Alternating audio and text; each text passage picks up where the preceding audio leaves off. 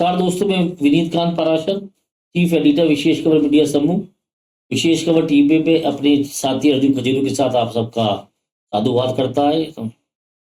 और कुछ चर्चाओं को लेकर आज मैं और अर्जुन जी बातें करेंगे और मुझे लगता है वो चर्चा आने वाले समय में आप लोग इस जानकारी के लिए भी बड़ी सार्थक होंगी। अर्जुन जी, जैसे हम लोग जानते हैं कि आज इलेक्शन का माहौल शुरू हो चुका है, बिहार भी इलेक्शन की तरफ जा रहा है। जब भी आजकल मैं देखता हूँ, जब भी कोई इलेक्शन जाता है, विपक्ष कुछ ना कुछ ऐसे मुद्दे उठा देता है जो अब पता नहीं, कुछ लोग कहते हैं वो तर्कहीन होते हैं, तथ्यहीन होते हैं, लेकिन एक एक एक माहौल बनाने के लिए, क्योंकि उनके पास आज विपक्ष के पास कोई ऐसे बहुत बड़े मुद्दे नहीं है राष्ट्र को लेके, सत्तारूढ़ पार्टी की जो सेवाएं चल रही हैं देश को लेके, तो वो ऐसे मुद्दे उठा के कहीं ना कहीं लोगों को बरगलाना चाहते हैं या थोड़ा डाइवर्ट करना चाहते हैं। इनमें सबसे बड़ा मुद्दा जैसे एसआईआर को लेके है। जैसे कि बिहार में हमने देखा करीब 60-70 लाख वोटों का फिल्ट्रेशन हुआ। इस बारे में अर्जुन जी कुछ बताइए। देखिए, सबसे पहले दर्शकों को मैं ये बता दूं, ये एसआईआर यानी कि स्पेशल इंटेंसिव रिवीजन जो चुनाव आयोग की तरफ से किया जाता है, यहीं से ये पूरा मुद्दा जो है वो शुरू हुआ। विपक्ष ने आरोप लगाना शुरू किया कि चुनाव आयोग बीजेपी के साथ मिलकर के जो है वोट काटने का काम कर रहा है, यहाँ पर वोटर लिस्ट जो है उसमें गड़बड़ी की जा रही है, हमारे वोटर कम किए जा रहे हैं। तो सबसे पहले तो मैं ये बताना चाहता हूं कि एसआईआर जो है वो पहली बार ये प्रक्रिया नहीं हो रही है, लगभग 10 बार ये प्रक्रिया देश में हो चुकी है। और एसआईआर क्या है, दर्शकों को मैं बहुत आसान शब्दों में बताना चाहता हूं। एसआईआर है स्पेशल इंटेंसिव रिवीजन, यानी कि जो भी यहाँ पर वोटर लिस्ट है उसकी इंटेंसिव रिवीजन, यानी कि हर एक घर में जो है चुनाव आयोग की तरफ से जो भी यहाँ पर लोग लगाए जाते हैं, जो भी यहाँ पर अधिकारी लगाए जाते हैं, वो हर एक घर में जाते हैं, हर एक को फॉर्म दिया जाता है, वो फॉर्म भरा जाता है, वो फॉर्म फिल किया जाता है। और ये जो है प्रक्रिया अगर देखा जाए तो बहुत जटिल प्रक्रिया है, क्योंकि हर एक के घर जाना, क्योंकि यहाँ पर भी अगर बिहार में बात किया तो लगभग 7,89,00,000 जो है ये फॉर्म बांटे गए, लेकिन उसके बाद जो रिसीव हुए वो थे 7,24,00,000, यानी कि 65 लाख। ये जो डेटा आ रहा है कि 65 लाख जो हटे, वो 65 लाख यहीं से वो डेटा है कि वो 65 लाख लोगों का नाम जो है वो उस लिस्ट से हटा। अब विपक्ष ने आरोप लगाया कि ये जानबूझ करके कर रहे हैं, ये हमारा वोट बैंक काट रहे हैं। दरअसल ये 20 साल बाद प्रक्रिया हुई है बिहार में। जैसे मैंने आपको पहले बताया कि 10 बार ये प्रक्रिया हो चुकी है देश भर में, तो 20 साल बाद बिहार में हो रही है। 20-22 साल बाद होती रहती है। 2003 में हुई थी, 22 साल मतलब 2 दशक के बाद हो रही है बिहार में। तो 2 दशक के अंदर हम जानते हैं भारत की एक तो आबादी इतनी ज्यादा है, बिहार की भी आबादी बहुत है।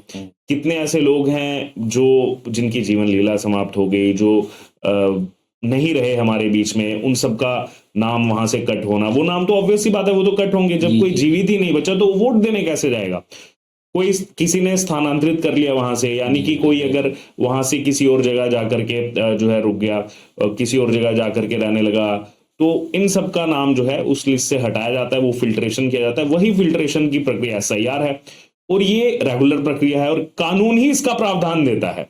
आप सोचिए, विपक्ष इस समय इतना हो हल्ला कर रहा है देश के अंदर कि देखिए एसआईआर हो रहा है, जानबूझ के किया जा रहा है, एक पूरा माहौल क्रिएट कर रहा है विपक्ष। जब विपक्ष सत्ता में था तभी कई बार एसआईआर हुए, वो सब कुछ कानूनी प्रक्रिया के तहत रहा, लेकिन विपक्ष को पता नहीं क्यों ये मुद्दा इस टाइम पर सूट नहीं कर रहा है, तो इसीलिए वो इसके पीछे लग गए कि ये देखिए गड़बड़ी हो रही है यहाँ पर।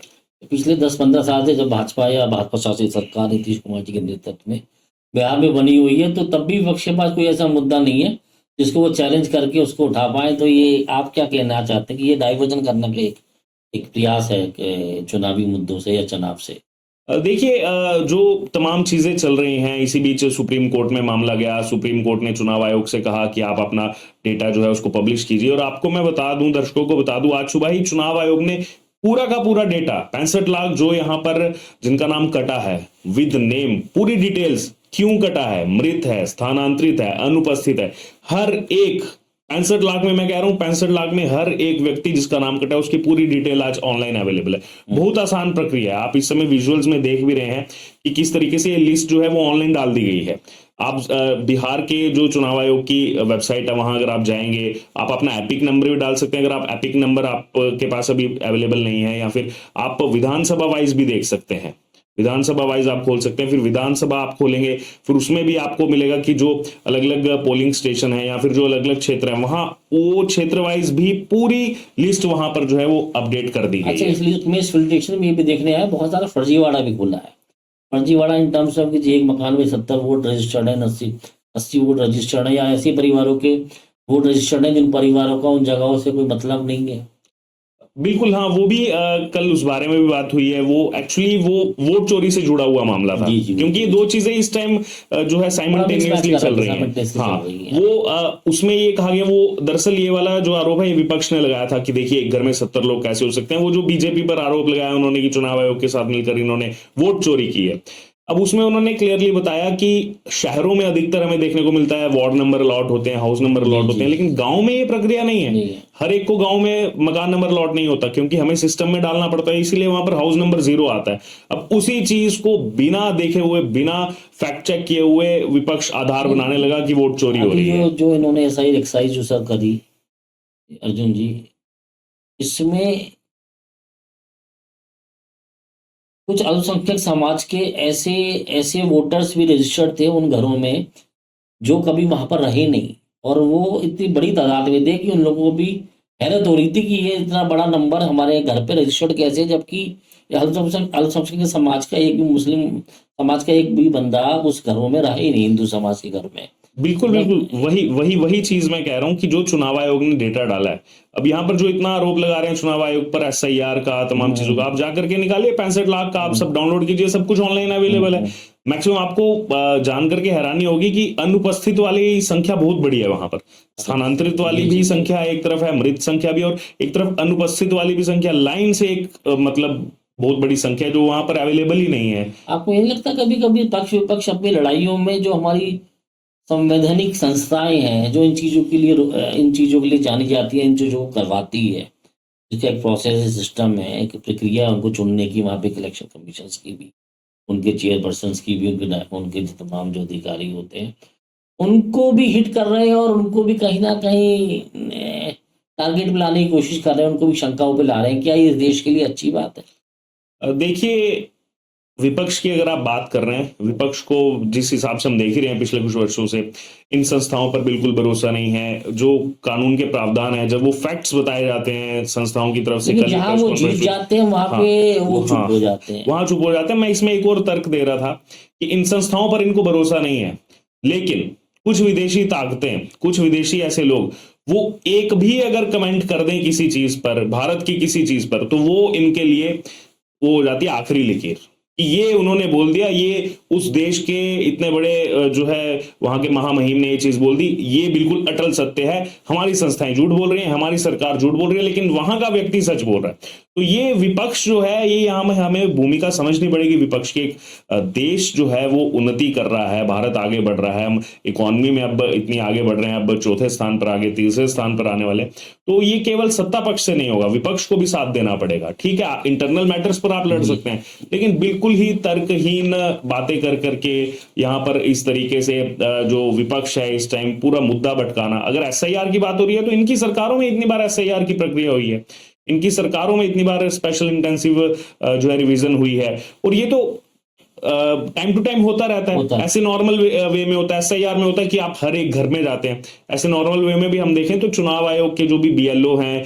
जो भी तमाम अधिकारी हैं, वो जो भी दर्शक सुन रहे हैं, वो घरों में आते रहते हैं, देखते रहते हैं कि हाँ किसी की शादी हो के कोई कहीं दूसरे राज्य में तो नहीं चला गया, कोई कहीं स्थानांतरित तो नहीं हो गया, किसी के घर में कोई मृत्यु तो नहीं हो गई। रेगुलर बेसिस पर भी चलता है। बस SIR में है कि फिर वो उसमें पूरे प्रदेश का, पूरे राज्य का एक साथ बहुत कम समय के अंदर ये जो है वो उसको रिफ्रेश किया जाता है, उसको जो है फिल्टर किया जाता है, क्योंकि अब सब जानते हैं चुनाव आने वाले हैं, तो ये प्रक्रिया चुनाव से पहले नहीं होगी तो कब होगी। तो पता नहीं क्यों विपक्ष इस समय सवाल उठा रहा है। मेरे को तो अर्जुन जी ये लगता है कि जैसे अब बिहार के चुनाव हो गए, वहां पे 60-70 लाख वोटों का फिल्ट्रेशन हो गया, वोटर लिस्ट करेक्ट कर दी गई है, जिसको विपक्ष ने तमाम आफत मचा रखी है। इसी प्रक्रिया में आने वाले और भी काफी इसी क्रम में धीरे धीरे और जगहों भी चुनाव आने वाले हैं। बंगाल एक बहुत बड़ा पार्ट है। तो ये क्या एक स्ट्रैटेजिक पार्ट नहीं है कि कहीं कलाइयाँ खुलने लगी या पोल खुलने लगी तो विपक्ष से पहले उस पर पूरी ऊर्जा के साथ अपने जो हताशा है उसको जोश में भर के इसको टारगेट कर रहा है, जिससे कि ये चीजें रुक जाए, कहीं कॉन्ट्रोवर्शियल हो जाए। बिल्कुल, वो एक एटमॉस्फेयर क्रिएट करने का प्रयास किया जा रहा है पूरे देश भर के अंदर।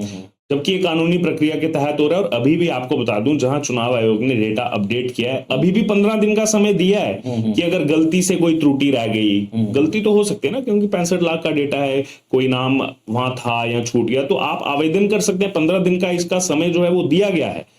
ऐसा नहीं है कि उन्होंने लिस्ट निकाल दी तो अब ये फाइनल हो गया, उसका समय दिया गया है। लेकिन उसके बावजूद हम ये देखते हैं कि जो तमाम चीजें कल चुनाव आयोग ने सब चीजें जो है एक्सप्लेन की हैं कि ये जो भी इतनी तमाम चीजें कह रहे हैं, सब पार्टीज के पास पूरी लिस्ट जाती है, उसके बाद भी आप आवेदन जो है डीएम जो है उनके पास कर सकते हैं। उस समय कोई नहीं आता, एक भी उस टाइम पर कंप्लेन नहीं आती। अब ये जो है आकर के एक माहौल बनाने का जो है यहाँ पर प्रयास किया जाता है। तो कहीं ना कहीं अब जो आपने साथ में बंगाल का जिक्र किया, चूंकि सब जानते हैं अगले वर्ष पश्चिम बंगाल में चुनाव आने वाले हैं, और हाल ही में पश्चिम बंगाल में सब जानते हैं किस तरीके से बांग्लादेश की एक वहां की जो लेडी है उसका यहाँ पर सब चीजें तमाम मिले हैं, डॉक्यूमेंट्स मिले हैं, जबकि वो रहने वाली बांग्लादेश की है।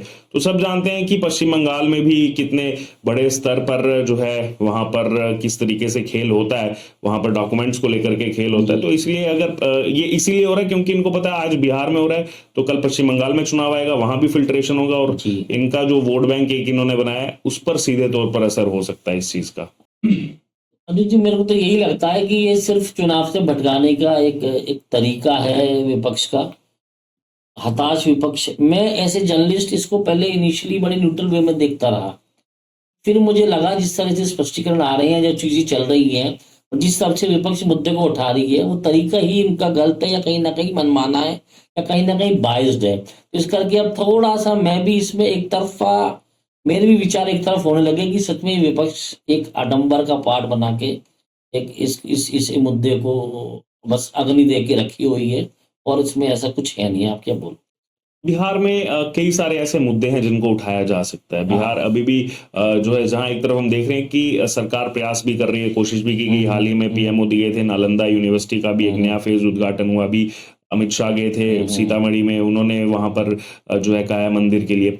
तो जहां एक तरफ विकास जो है वो भी चल रहा है, लेकिन दूसरी तरफ कई सारे ऐसे मुद्दे हैं जो वहां की जनता है, उन मुद्दों के लिए जो है विपक्ष को वो मुद्दे उठाने चाहिए। रोजगार का वो मुद्दा हो सकता है, वहां से कैसे लोग माइग्रेट कर रहे हैं वो एक मुद्दा हो सकता है। लेकिन इन सब मुद्दों को छोड़ करके अब उन्होंने सीधा वोटर पर ही सवाल उठाना शुरू कर दिए। तो आप समझिए ना, मतलब जो संविधान में भड़काया, हाँ भटकाया, अब वोटर लिस्ट पर भटकाया, अब वोटर लिस्ट पर भटकाना शुरू कर दिया। स्वराज पार्टी के क्या नाम है इनका, प्रशांत किशोर। तो एक बहुत समझदार एक एनालिस्ट भी हैं, तमाम पार्टियों को इनकी राय भी गई है, तमाम पार्टियों के कहने भी, सत्ताओं के भी आई हैं, इनकी एनालिसिस पे, इनके आइडियाज पे, इनकी इनोवेशंस में, पॉलिटिक्स में। उस व्यक्ति ने तो कभी इस मुद्दे को टच नहीं कर रहा, ना उससे बात कर रहा। तो उसका मतलब वो कहीं ना कहीं कन्विंस्ड है कि जो विपक्ष है, जो लालू हैं, या जो तेजस्वी है, या जो ये कांग्रेस है, ये तो भटकाने का काम कर रहे हैं, और कहीं ना कहीं इसमें कोई बहुत बड़े तर्क है नहीं, क्योंकि प्रशांत किशोर मुझे बहुत ज्यादा इसमें वोकल होते दिखे नहीं इस मुद्दे। नहीं, प्रशांत किशोर ने अभी जो नई पार्टी बनाई है वो युवाओं को साथ में ले रहे हैं। अभी मनीष कश्यप जो है उनके साथ जुड़े हैं, वो अलग ट्रैक पर चल रहे हैं, वो इसमें कहीं इन्वॉल्व नजर ही नहीं आ रहे हैं। लेकिन एक जो मैं देख रहा हूँ कि होता सच में, और सच में ये मुद्दा बहुत अगर गर्म होता है, सच में उनको हानि हो रही होती है, सच में पक्ष ने, जो सत्तारूढ़ पार्टी है, उसने कुछ ऐसी बेईमानी कराई होती है, ऐसा कुछ सोच रखी होती, तो प्रशांत किशोर भी तो इसमें थोड़े से मुखर होते हैं, और कहीं ना कहीं बोलते हैं इस चीज को। बिल्कुल, वो कहीं ना कहीं अपने स्तर पर ही हो सकता है, इनके साथ ना मिलकर अपने स्तर पर इस चीज को उठाने का वो प्रयास करते। लेकिन उनको भी दिख रहा है कि पिछले कुछ समय से आप एक बार जो है किसी मुद्दे पर वोट ले सकते हो, लेकिन एक समय के बाद जनता समझ जाती है कि वाकई में मुद्दा है या नहीं। आप देखिए, लोकसभा चुनाव में इन्होंने संविधान का मुद्दा उठाया, संविधान की हत्या हो रही है, लोकतंत्र की हत्या की जा रही है। बीजेपी का जो है यहाँ पर सीट टैली कम हो गया, 240 पर आ गई बीजेपी। कई सारी जगहों पर आप देखिए, उत्तर प्रदेश, महाराष्ट्र में विपक्ष को जो है ज्यादा सीटें मिली, एनडीए से ज्यादा सीटें विपक्ष लेकर के आया। लेकिन वैसे ही जैसे थोड़े महीनों के बाद, अब जैसे महाराष्ट्र का मैं जिक्र करूं, यहाँ पर महाराष्ट्र में ज्यादा सीटें उस टाइम विपक्ष लेके आया। अब इन्होंने क्या किया, 6 महीने बाद भी उसी मुद्दे को लेकर चल रहे हैं। संविधान खत्म हो गया, संविधान की हत्या हो गई। चूंकि मैं खुद वहां नागपुर में मौजूद था, जहां राहुल गांधी ने पहला कार्यक्रम किया महाराष्ट्र के चुनाव में, संविधान की हत्या और ये संविधान की कॉपी लेकर के, संविधान की प्रति लेकर के सबको बांटने के लिए, और मैं उस कार्यक्रम में वहीं मौजूद था। बाहर लिखा है भारत का संविधान और अंदर कोरे कागज। तो आप समझिए कि आप कब तक एक कितनी मुद्दा हंसी। जिसमें हाँ, या तो आप फैक्ट दीजिए, फैक्ट आप दे नहीं रहे हैं, नहीं केवल आप आरोप लगाते जा रहे हैं, सबूत आप दे नहीं रहे हैं, कब तक आप उस मुद्दे को खींचेंगे। और महाराष्ट्र के लोगों ने भी कहा कि नहीं, उस टाइम हमें लग रहा था कि ऐसा कुछ हो रहा है, हमने वोट दिया, लेकिन अब हमें दिख रहा है केवल स्ट्रेच किया जा रहा है मुद्दे को। इसीलिए आप देखिए वहां पर बिल्कुल नंबर जो है वो महाविकास आघाड़ी का एकदम नीचे डिप कर गया और महायुति ने एक तरफा अच्छा जीत वहां पर मेरे को हासिल लगता कर है ली। कि कहीं ना कहीं ये तमाम चीजें जो हैं जो विपक्ष उठा रही है, महाराष्ट्र में देखो मराठी महासम्मान वाला उन्होंने मुद्दा उठा दिया, जिससे कि बिहार चुनाव उससे इफेक्ट हो। इसी तरह तमाम और चीजें ये लोग करते रह रहे हैं जिससे कि कुछ ना कुछ चुनाव से चीजें, जो भारतीय जनता पार्टी है उसके साथी पार्टी है, कहीं ना कहीं उनको दिक्कतें आए उसमें।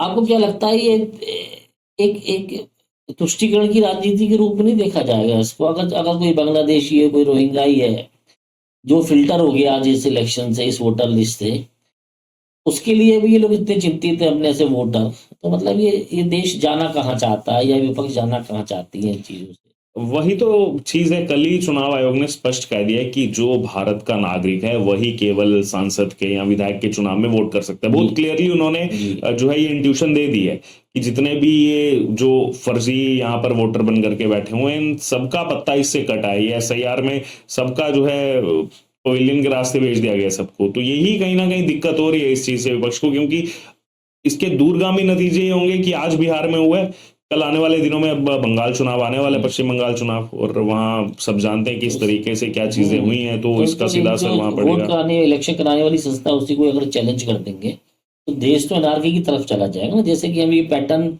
अपने आस पड़ोस के देशों में भी देख रहे हैं। इसमें क्या बोले? बिल्कुल। देखिए सवाल यहाँ पर ये है कि आप ठीक है, आप चैलेंज कर सकते हैं, लोकतांत्रिक देश है भारत, आप चैलेंज कीजिए, आप सरकार को चैलेंज विद कीजिए, इन प्रोसेस आप चैलेंज करिए इलेक्शन सिस्टम के कमीशन को तहत। चैलेंज कीजिए, लेकिन आपको कुछ तथ्य तो देने पड़ेंगे ना। ऐसा नहीं कि हवा में आपने बातें कर दी और उसके बाद चैलेंज करके आपने उन पर आरोप लगाना शुरू कर दिए। सबूत मैं कुछ नहीं दूंगा, लेकिन हाँ ये संस्था झूठी है, ये बीजेपी के साथ मिलकर इन्होंने वोट चोरी की है, कैसे की है उसका उसके ये लिए तर्क नहीं देंगे। जो मेरे को कभी कभी लगता है कि Kejriwal style of politics extend हो रही है देश में, और पूरे विपक्ष में एक्सटेंड हो रही है कि बोलो, आरोप लगाओ और आगे बढ़ जाओ, बाकी जिम्मेदारी आपके लिए छोड़ दो। बिल्कुल। देखिए जो आपने और जब इसमें आपसे पूछा जाए कि कैसे आरोप लगाए तो इसका कोई तर्क नहीं है, ये हमारे अंदर का विचार है, सोच है, ये सब हो देखिए सकता है। आपने जो यहाँ केजरीवाल का जिक्र किया, अब अरविंद केजरीवाल ने कैसे खेला पॉलिटिक्स में, उनके साथ के जितने भी लोग थे और जितने भी उस कद तक के लोग थे, कुमार विश्वास, शाजिया इल्मी, योगेंद्र यादव, इन सबको एक एक करके बाहर का रास्ता दिखा दिया जी, कि जो लग रहा है कि ये बड़ा नेता बन सकता है, या जहां से लग रहा है कि यहाँ से गड़बड़ हो सकती है, क्योंकि कुमार विश्वास ने कई बार खुलासा किया मैंने इस चीज का विरोध किया, उन सबको हटा दिया। अभी आप देखिए कर्नाटक में इन्हीं के जो है सरकार है इस टाइम, इन्हीं के राज्य मंत्री, उन्होंने कह दिया कि क्या कर रहे हैं आप क्या लोग? कर रहे हैं? मतलब ये कोई मुद्दा नहीं है, सरकार हमारी है। तब जब तमाम चीजें होती है, उन्होंने एकदम फैक्चुअल चीजें बोली, जब हमारे पास पूरा डेटा आता है कि ये आपके वोटर है, तब तो कुछ नहीं हुआ, तब आपने कुछ नहीं कहा। अब इतना समय हो गया, 2 साल से ऊपर हो गया कर्नाटक में चुनाव हुए, अब आप इन चीजों को लेकर के आ रहे हैं। क्या किया कांग्रेस ने? हटा दिया। हटा दिया। आप सोचिए, ये कांग्रेस पार्टी का लोकतंत्र है कि उन्होंने हटा दिया। आप देखिए यहाँ क्या हुआ, उत्तर प्रदेश में क्या हुआ अभी। ये बहुत कहते हैं कि संविधान लोकतंत्र की, लोकतंत्र है क्या? लोकशाही, जी लोगों का तंत्र, लोकतंत्र, बिल्कुल, डेमोक्रेसी। बिल्कुल। अब लोग जो अपने नुमाइंदे चुन करके भेजते हैं, आखिरकार वहां क्या होता है फिर? अभी जो उत्तर प्रदेश की घटना मैं आपको बता रहा हूं, पूजा पाल जो है जी पूजा पाल जी। समाजवादी पार्टी से विधायक बन करके आई, और 2047 विजन डॉक्यूमेंट पर चर्चा हो रही थी। उन्होंने कहा कि मेरे पति की हत्या की थी, और किसने की थी सब जानते हैं, अतीक अहमद ने मेरे पति को मारा था 2 दशक पहले, और मैं दर बदर न्याय के लिए भटकती रही, लेकिन हाँ योगी आदित्यनाथ की सरकार में मेरे को वो न्याय मिला और अतीक अहमद को मिट्टी में मिला दिया गया। उन्होंने ना तो कुछ ऐसा कहा कि बीजेपी जिंदाबाद, ना तो कुछ ऐसा कहा सपा मुर्दाबाद। जो उनके पति के साथ हुआ था, जिसने न्याय दिलाया, उन्होंने बस फैक्ट कहा वहां कि हाँ इसी सरकार में मेरे को न्याय मिला, इसी सरकार ने कहा था माफियाओं को मिट्टी में मिलाएंगे, और माफियाओं को मिट्टी में मिलाया। अखिलेश यादव एकदम ऐसे हैरान हो गए कि ये हो क्या गया, योगी आदित्यनाथ की तारीफ कर कैसे दी। अभी 2 घंटे भी नहीं हुए थे ये कार्य हुए कि हटा दिया गया, पार्टी से निष्कासित कर दिया गया। अब सोचिए उनकी पार्टी में ही जब लोकतंत्र नहीं बचा, तो फिर वो बाकियों पर किस बात की सिंगल हैंडेड पार्टी है, फैमिली लेगेसी की पार्टी से है ना, पिता के बाद पुत्री को ये गद्दी मिलनी है, पुत्र के बाद उनके पुत्र को ये गद्दी मिलनी है। इसी तरह ये सब चलती जाएंगी, यही कांग्रेस का हाल है। अर्जुन जी एक बार बताइए कि आपको लगता नहीं है जो विपक्ष है हमारा कहीं ना कहीं ये पपेट्स हो गया है उन अनसीन फोर्सेस का, जो कहीं दूर बैठी हैं, बाहर बैठी हैं और हमारे देश में इंटरफेयर कर रही हैं, देश को डिस्टर्ब कर रही हैं और ये लोग समझ नहीं पा रहे, बस ये उसका पार्ट पार्सल बन के खेले जा रहे हैं सिर्फ छोटी सी राजनीति के। यही चीजें हुई थी। अब अगर बात की जाए, अपने हम ज्यादा दूर ना जाएं, पड़ोस में ही देख लें, यही चीजें कर करके इमरान खान को, बेशक हमें तो कोई लेना देना है नहीं पाकिस्तान से, हम तो यही हर कोई बात तो यही करता है कि हाँ पैटर्न, लेकिन वही है कि वहां पर डिस्टरबेंस क्रिएट किया गया, प्रोग्रेसिव कंट्रीज को, डेवलपिंग कंट्रीज को डिस्टर्ब कर बिल्कुल रहे हैं। इमरान खान को डाला गया, फिर आप यहाँ ये बांग्लादेश में, यहाँ पर भी इसी तरीके के मतलब लोकतांत्रिक व्यवस्थाओं को डिस्टर्ब करके हाँ। एक एनार्की सोच या मोनार्क सोच के साथ चीजों को पकड़ा जा रहा है। बांग्लादेश में यही सब किया, शेख हसीना को वहां से निकलना पड़ा, तरह म्यूटनी थी, वो भी जबरदस्ती इलेक्टेड गवर्नमेंट को आपने टारगेट किया, चैलेंज किया, उसके इलेक्शन को आपने अनफेयर बोला, फिर उसको आपने गद्दी से हटाया जबरदस्ती। वही कुछ ना कुछ, वही जो डीप स्टेट है, क्योंकि डीप स्टेट के बारे में आपको मैं बता दूं तो कई सारे ऐसी विदेशी ताकतें हैं जो भारत को आगे बढ़ता हुआ नहीं देखना चाहते। वो चाहते हैं कि हमारा जो दबदबा बना है, हमारी जो डोमिनेंस इस टाइम बनी हुई है पूरी दुनिया में, वो वैसी की वैसी बनी रहे, लेकिन वो एक तरफ ये देख रहे हैं कि भारत तो तेजी से आगे बढ़ रहा है। इस पाकिस्तान के ऑपरेशन सिंदूर में भी हम लोगों ने बहुत सा कुछ साबित किया है। बिल्कुल, भारत वो देख रहे हैं, हर जगह, चाहे फिर वो अगर बात की जाए इकोनॉमी के क्षेत्र में, उसमें भी भारत आगे बढ़ रहा है, आत्मनिर्भर के क्षेत्र में भी भारत आगे बढ़ रहा है, हर क्षेत्र में भारत तेजी से, बहुत तेजी से आगे बढ़ रहा है। और इसीलिए जो कुछ डीप स्टेट वाली जो कुछ कंट्रीज हैं, जो कुछ ऐसे लोग हैं, उनको वो बहुत ज्यादा दिक्कत इस टाइम पर होने लगी है कि अगर भारत आगे बढ़ गया तो कल को हमारा दबदबा दुनिया में कम हो जाएगा और भारत की वाह होगी पूरी दुनिया में। तमाम जो अमेरिका के सोशल मीडिया के बड़े बड़े ग्रुप्स हैं, कॉर्पोरेट हैं, गूगल हो गए, सब हो गए, इन सब में अभी एक न्यूज थी, वो मैं देख रहा था, इन सब में डीप स्टेट्स इन्वॉल्व है, ऐसे पार्टनरशिप इन्वॉल्व है और उसको वो कंट्रोल करते हैं कहीं ना कहीं। इसका मतलब जिस कंट्री में ये चीजें चलन में है, उनको भी कंट्रोल कर रहे हैं, वहाँ के थॉट्स को कंट्रोल कर रहे हैं, वहाँ के माइंड को कंट्रोल कर रहे हैं, पॉलिटिक्स को कंट्रोल कर रहे हैं। मैं आपके इस सवाल का, पिछले सवाल का एक कलेक्टिव यहाँ पर एक जो है एक फैक्ट रखना चाहता हूँ। जो आपने विपक्ष का अभी पहले सवाल किया था कि विपक्ष जो है किस लाइन पर चल रहा है, क्या चल रहा है, आपको एक नाम याद होगा, हिंडनबर्ग। जी जी बिल्कुल ठीक बात। वो हिंडनबर्ग आज कहाँ है? वो बंद हो गया। जिस हिंडनबर्ग पर पहले ही सवाल उठते थे, उस हिंडनबर्ग पर हमेशा से सवाल उठते आए हैं, लेकिन आप भारत के विपक्ष को देखिए, उसको हिंडनबर्ग पर इतना भरोसा था कि हिंडनबर्ग ने जो बोल दिया वो एकदम अटल सत्य हो गया। यहाँ की संस्थाओं पर, सेबी पर, हमारे यहाँ के बिजनेसमैन, आप कितना भी अडानी के खिलाफ बोलिए, हैं तो भारत के, उन पर आपको भरोसा नहीं है, लेकिन हाँ वो हिंडनबर्ग ने कुछ बोल दिया तो आपके लिए एकदम हो गया कि हाँ ये एकदम सही है, ये एकदम मतलब उस पर आपने पूरा जो है जो सत्र है संसद का, उसमें आपने हंगामा किया, सत्र नहीं चलने दिया, रोज का करोड़ों रुपए का खर्चा हुआ। उसके बाद नतीजा क्या निकला? कहाँ है वो हिंडनबर्ग जिसके आधार पर आप ये सब तमाम चीजें कर रहे थे? आज वो संस्था ही बंद होगी। ठीक बात। तो ये कहीं ना कहीं इससे समझ में आता है कि चीजें कहां से आ रही हैं। विदेशी उन ताकतों पर इनको पूरा भरोसा है, लेकिन यहाँ की एजेंसियों पर, यहाँ की सरकार पर भरोसा नहीं है। महसूस होता है कि वहां से पूरी स्क्रिप्ट आती है और उनको बस बोलनी होती। वही इसीलिए मैंने ये वाला तर्क दिया आपको कि आप हिंडनबर्ग वाला देख लीजिए। हिंडनबर्ग इसी चीज के लिए जो है माहिर था, यही वो काम करता था, कैसे कोई अगर बिजनेसमैन बहुत ज्यादा एस्टैब्लिश हो रहा है, कैसे उसको तोड़ा जाए, उसको ब्लैकमेल किया जाए, कैसे ब्लैकमेल किया जाए, कैसे लोगों के बीच में एक जो है ट्रस्ट डेफिसिट पैदा करने का प्रयास किया जाए, और वही सब हुआ। और लेकिन उसके बाद देख सकते हैं कि वो बस शुरू में जब आया कुछ दिन तक इफेक्ट हुआ, वो वापस से चीजें रिवाइव हो गई, लेकिन वो जिसने वो आरोप लगाए थे आज वो हिंडनबर्ग भी नजर नहीं आ रहा, और उस विपक्ष के चेहरे पर भी, उस विपक्ष की बातों में भी अब हिंडनबर्ग का कोई जिक्र नजर नहीं आ रहा। तो अर्जुन, आज की चर्चाएं बहुत मुझे लगता है महत्वपूर्ण भी रही, और तमाम मुद्दों को, तमाम चीजों को, तमाम सोचों को कवर भी किया जो आज देश में गर्म है और चल रही हैं। लगता है आगे भी हम लोग ऐसे विचार अपने दर्शकों के लिए करते रहेंगे, क्योंकि एक सार्थक होगा उनके लिए भी समझने के लिए। और अपने दर्शकों को भी कहेंगे कि हम हर दिन बार बार आते रहेंगे, कुछ ना कुछ ऐसे मुद्दों को लेके जो बड़े ज्वलनशील है, क्योंकि हर आदमी के जीवन को छूते हैं, हर आदमी की सोच को छूते हैं, सबसे महत्वपूर्ण है इस राष्ट्र को छूते हैं। इसी बात के साथ मैं धन्यवाद करूंगा आप सभी।